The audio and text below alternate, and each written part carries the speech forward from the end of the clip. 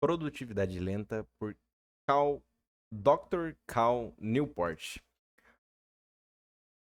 Esperava mais. Vamos, vamos começar. Eu achei que seria mais interessante. Mas foi um livro que eu gostei de ler. Eu acho que ele traz algumas. Faz um bom tempo que eu não. Que eu li ele. Eu peguei algumas coisas interessantes. Sinceramente, eu esperava mais, como eu disse.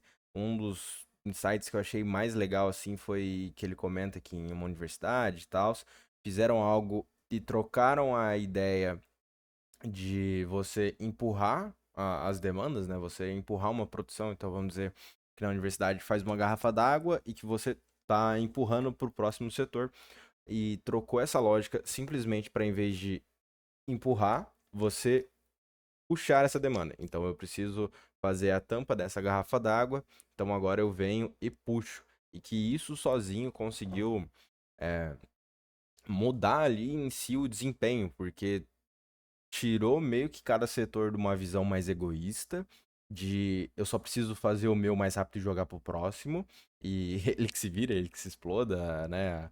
A gerência, o pessoal que se vira em dar vazão nisso, eu vou fazer o meu máximo aqui, pra o pessoal mudar essa ideia e, tipo, se as, a minha parte, as minhas tampas já estão feitas e a outra pessoa não consegue fazer mais, não é pra eu continuar fazendo. E aí isso liberou espaço para, por exemplo, eu pegar e ajudar essa pessoa, né? E aí conseguir ter mais vazões de garrafas. Ele dá um exemplo disso com outra coisa, mas só para exemplificar. Quais são os três princípios abordados nesse livro? Faça menos, faça, faça menos coisas, trabalhe em ritmo natural e preocupe-se com a qualidade.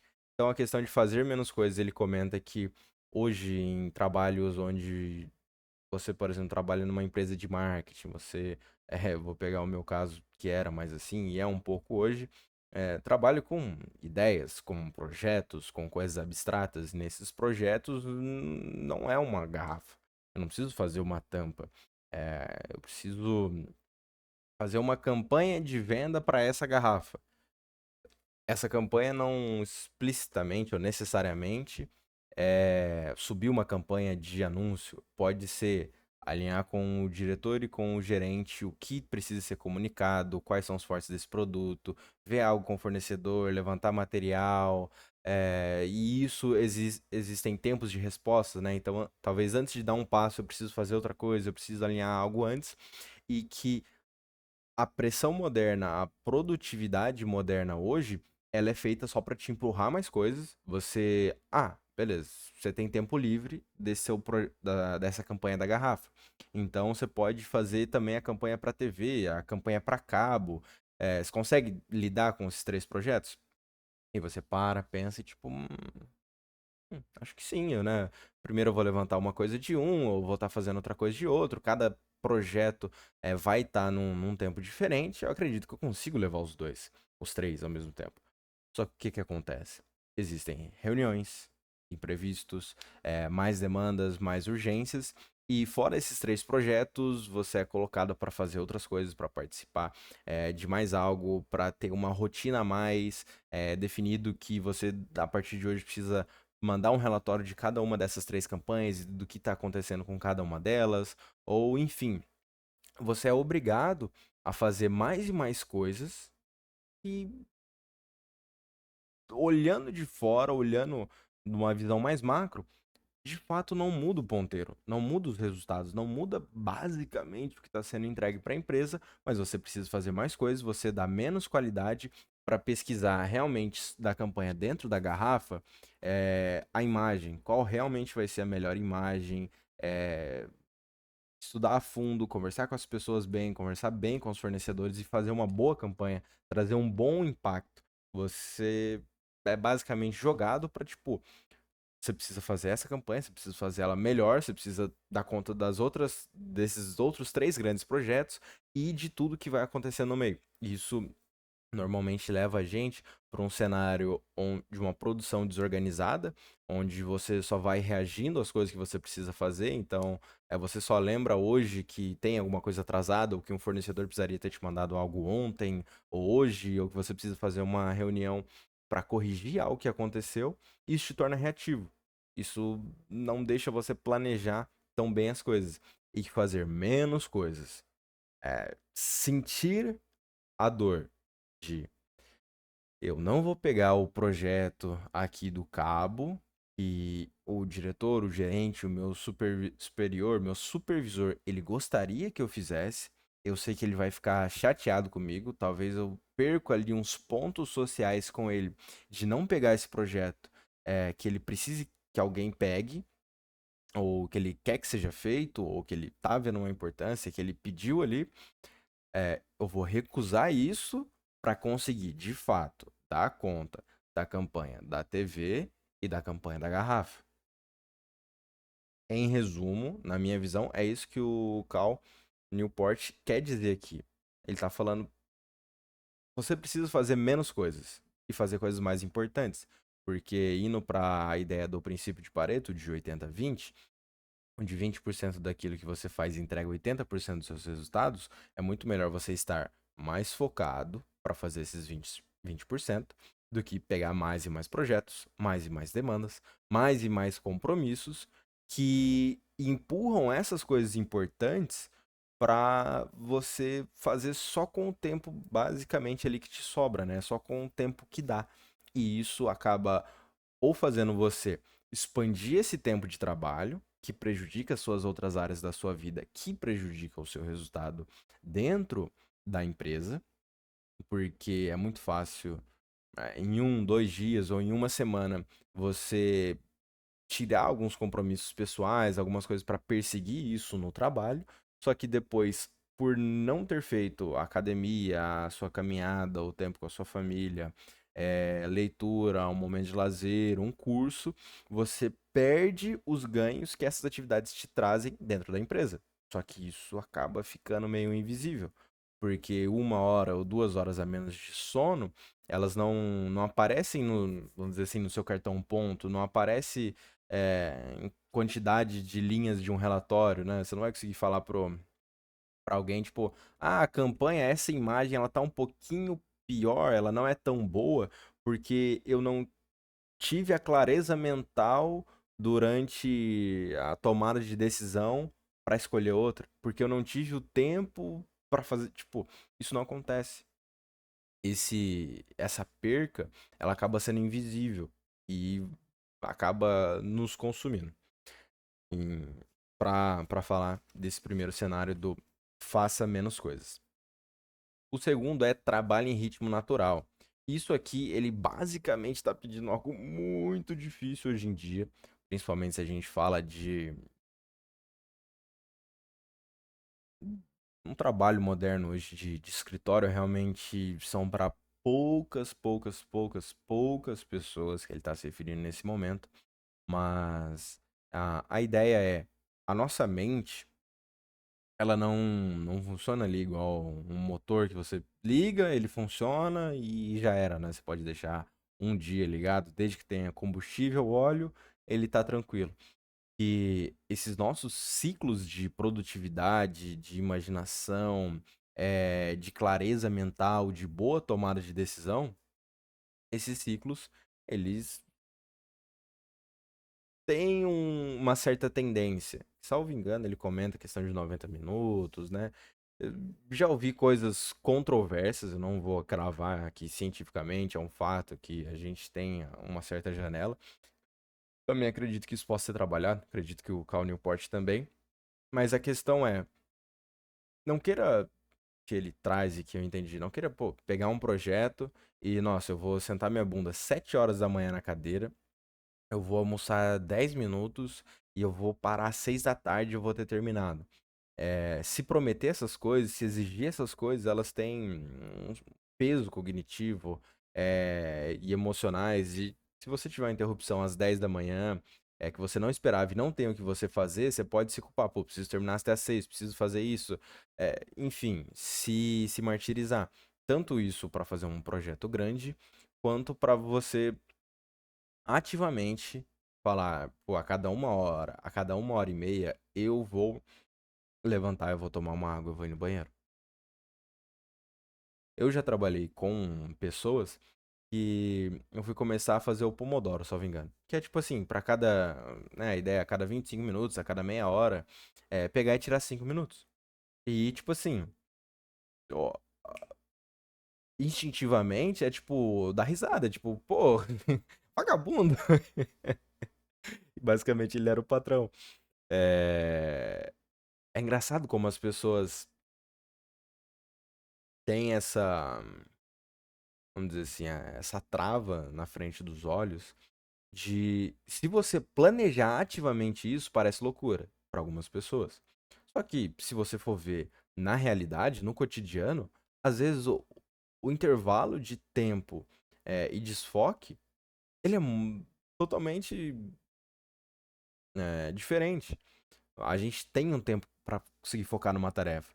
E hoje em dia, principalmente na minha situação, posso dizer, eu enfrento bastante interrupções se eu não ativamente assim me forçar para isso. É, e que fazer menos coisas e trabalhar num ritmo natural é você pegar e pelo menos destinar ali e entender que você precisa fazer pausas. Essas pausas elas precisam ser é, boas, vamos chamar de pausas produtivas, que pode ser levantar, beber água, ir no banheiro, caminhar, conversar com alguém sobre alguma amenidade, sobre alguma coisa da vida. Você fazer isso durante, cara, levantar e conversar com alguém é 2, 3 minutos às vezes. Isso não é bom no sentido de desfocar a pessoa, é, mas assim, você fazer isso tira uma carga do seu cérebro e na hora que você volta, às vezes, para aquela atividade, você consegue ter uma clareza que você não tinha antes. Simplesmente porque é assim que funciona. Então, isso eu vejo que faz bastante sentido. De não, talvez, pegar e querer trabalhar focado durante 4 horas dentro de um ambiente onde isso não é viável. E também fazer pausas. É importante ter pausa para fazer qualquer coisa que não seja trabalhar ou fritar a mente na rede social. Então, pô, não é pra você, pro seu patrão chegar, você tá mexendo no celular e ele fala, ué, o que você tá fazendo? Você fala, não, tô dando uma pausa aqui do trabalho, né? Não, não faz sentido. Mas você pegar e beber água, ir no banheiro, conversar com alguém, arrumar alguma coisa, arrumar sua mesa, limpar sua mesa, isso é importante. Isso é fundamental para conseguir avançar. E é isso que eu entendi da parte ali sobre trabalhar em ritmo natural. E a terceira e última seria preocupe-se com a qualidade. Isso que ele comenta é que cada vez mais o mais importante é você entregar trabalho de alto valor para o seu cliente. Para você fazer entregas de alto valor, boas entregas, e não, às vezes, focar em produzir volume. No lugar de um e-mail perguntando apenas uma única informação para a pessoa, se você redige bem ali o e-mail, passa todas as informações, passa uma visão, uma clareza, deixa isso especificado, isso ajuda muito, porque você evita, né, os pontos de contato, a espera, a demora, para fazer um projeto. Pô, vou fazer uma campanha dessa garrafa. Antes de fazer essa campanha, o que é esse produto? O que ele representa dentro da empresa, né? Qual porcentagem essa categoria de produto representa para gente? Quão lucrativa ela é? Qual a rotatividade? O que tem no mercado referente a isso? Qual a necessidade dessa campanha? Qual o objetivo dessa campanha? O que não pode acontecer dentro dessa campanha? Qual o prazo para essa campanha? Existem N fatores. Você não, né, não dá para pensar em tudo, não dá para ter algo perfeito. Pô, se você levar uma semana para pensar numa campanha que não faz sentido ser feita, você em algum nível desperdiçou uma semana. Mesmo que o Cal Newport fale um pouco sobre isso, né? De você conseguir investir esse tempo e às vezes sem saber exatamente qual que vai ser o retorno, e às vezes o retorno pode ser zero, ser só o seu aprendizado sobre aquilo. Talvez você não faça uma campanha de garrafa, mas você faça de relógio, porque você conseguiu compreender uma outra necessidade no mercado. Isso sim seria produtivo. Mas você pensar em tudo, em pelo menos esses cenários, você elaborar, estruturar, isso é muito mais produtivo do que simplesmente querer fazer uma campanha de uma garrafa, de um livro, de um celular, e você faz um monte de coisa que né, você se movimenta 10 metros em cada uma dessas direções e você só andou 10 metros em 4 direções, sendo que você pode avançar 40 metros na direção correta. Então, acredito que essa seja a ideia. E só para complementar um link que eu consegui ter desse livro com o livro A Meta, do Goldratt, é essa parte do empurrar e puxar. Pro Goldratt, ele diz que, pô, enxergue o gargalo, né? Enxergue o gargalo na sua empresa. Qual que é o gargalo? E que normalmente em uma empresa, o gargalo é onde mais tem coisa parada. Então, é mais fácil, é mais visual. Você não... É interessante que você não pense qual é o gargalo, que você consiga observar qual que é o gargalo de fato. E que o Goldratt traz que você não pode pensar na produção ali do tempo de onde está o seu gargalo parado como custo só da pessoa ou daquela máquina parada. Você tem que pensar que é todo o lucro da sua empresa, porque aquilo trava a entrega final. É aquilo ali que está travando o output final. Então você tem seu faturamento vindo aqui e aí você tem um gargalo e você continua. Esse gargalo segura essa venda e essa diferença é o que ele está te custando. E aí que nisso você não tem que pensar em cada coisa separado. Você tem que pensar dentro do gargalo, qual que é a produtividade dele, o que ele consegue entregar, e então dimensionar as outras coisas. Que me lembrou do exemplo desse livro, depois que eu ouvi o livro do Goldratt, que daí é... Porque eu fiquei pensando, beleza, essa lógica do empurra, em vez de empurrar, puxar. Mas pensando num cenário mais prático, como que isso funcionaria? Eu sinceramente fiquei pensando. De fato, qual que é a diferença entre uma pessoa que está trabalhando, fazendo a garrafa, e pegando o que está aqui, sendo empurrada, e as coisas se acumulando, para a pessoa pegar o que está aqui e aí a outra fazer? Eu fiquei meio. Como mudar isso na prática? Eu não entendi. Com o livro do Goldratt, isso fez um pouco mais de sentido para mim. Que é você se planeja, então se eu só consigo fazer uma garrafa por hora, então em um dia de 8 horas de produção, eu vou ter 8 garrafas. Então o prazo que eu vou prometer para os meus fornecedores e tudo mais é dentro de 8 horas, e não seguindo a produtividade de outros setores ou outras máquinas referente à produção dessa garrafa. E que o ideal daí é você redimensionar tudo de acordo com o seu gargalo, né? Ou colocar mais pessoas, ou melhorar a máquina, ou o processo, né? Um exemplo do Goldratt que ele traz é que se eu produzo uma garrafa por hora, só que na hora de fazer a estrutura da garrafa, o meu setor de qualidade, ele já consegue ver se ela não vai poder ser utilizada, que essa parte de verificar isso, ela deve acontecer antes do gargalo. E a questão é, se eu vou passar uma hora trabalhando para fazer um rótulo para uma garrafa que não vai ser usada, eu estou perdendo uma hora produzindo um rótulo inútil. Então, isso me deu uma noção ali um pouco mais prática, eu gostei mais.